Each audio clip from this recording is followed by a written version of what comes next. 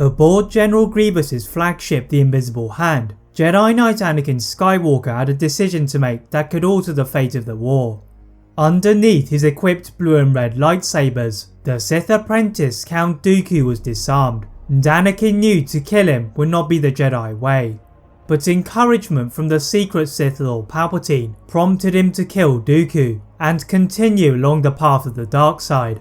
After returning to Coruscant, Palpatine knew that Anakin was vulnerable to his manipulations and began to cast more doubts in his mind by feeding him nightmares of his wife Padme Amidala dying in childbirth, then informing him that only through his knowledge obtained from his master Darth Plagueis could Anakin save her.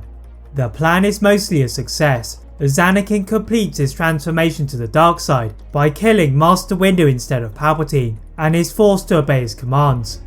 But the Sith Lord had been too late, as he had allowed for Anakin to maintain some attachment to Padme and her offspring, which subsequently led to his demise. But what if Anakin had been secretly trained earlier by Palpatine? Would the Sith Lord be able to detach all of Anakin's attachments to Padme? As you'll discover, the earlier move by Palpatine could have changed his own reign of terror. In the Senate office building, Palpatine stared out at Coruscant's skyline when he felt the presence of Anakin enter his office. The Jedi Knight had continued to express his frustration to the Jedi Council, and soon a new and more powerful apprentice would be in Palpatine's grasp. The Sith Lord had also quickly discovered the marriage between Anakin and Senator Amidala, and he was using the secrecy to ensure Padme would not intervene. Anakin was ready to move from the Jedi, and Palpatine finally revealed that he knew of the Force, but not that he was the Sith, until Anakin's trust in him would not waver. Anakin is dispatched to destroy Admiral Trench, so Palpatine orders General Grievous to position his ship, in preparation to jump to Coruscant.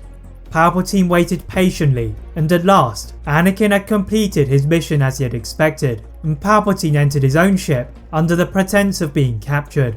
Aboard the flagship of Admiral Yularen, Jedi Master Obi-Wan Kenobi looked at his slightly distant Padawan, and together, they resisted the temptations of the plight on Mandalore to rescue Supreme Chancellor Palpatine.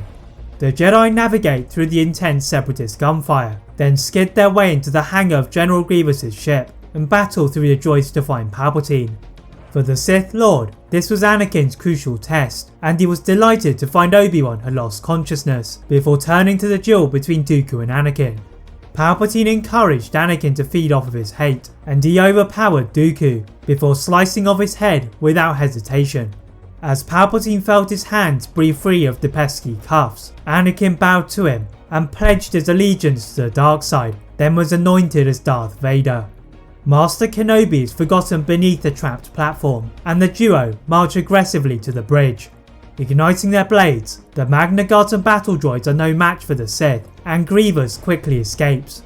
Taking command of the ship, Vader is able to control the burning dreadnought back to Coruscant, where Palpatine orders him to go back to the Jedi Council and act as if nothing had happened.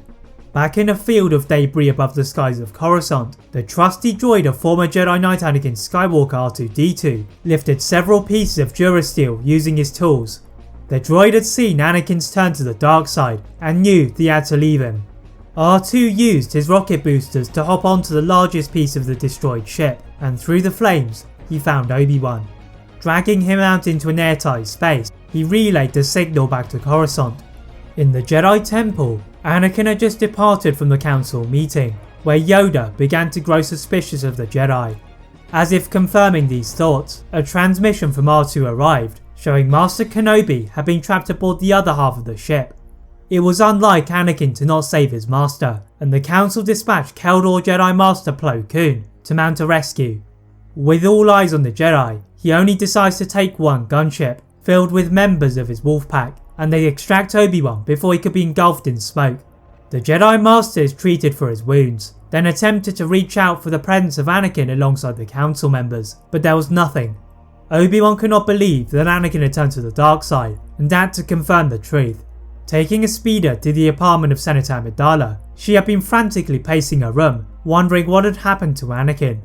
At the sight of Obi-Wan, she pleads for the location of Anakin, but he coldly informs her that Anakin was now a Sith. Padme shook her head in disbelief, but had to stay calm for her children, and Obi-Wan asks the council to send a protector to guard Padme.